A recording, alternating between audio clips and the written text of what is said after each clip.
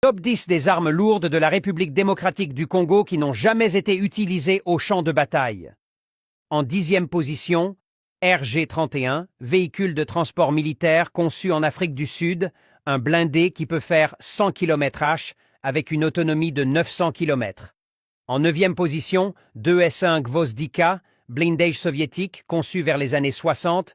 C'est une arme militaire avec un canon automoteur de 122 mm qui a une vitesse de 60 km/h et une autonomie de 500 km.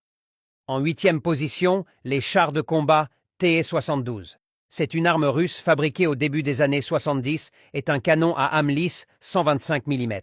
En 7e position, les chars de combat TE-62. C'est une arme chinoise mise en service au début des années 80 et un canon rayé de type 62 à 85 mm.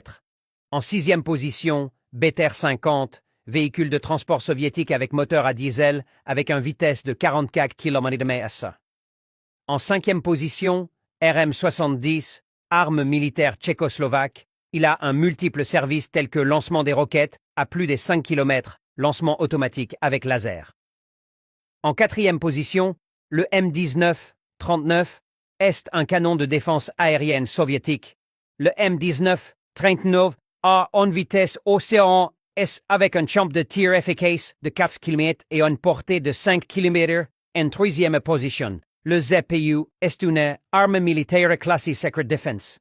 En 12e position, Su-27 biélorusse des années 80, est un avion soviétique doté d'un turboréacteur qui peut aller jusqu'à une vitesse 2551 km/h ou Mach 2, canon de 30 mm, Gryazev Chipounov GSH-31 avec 150 projectiles et un 10 points d'accrochage pour roquettes et missiles.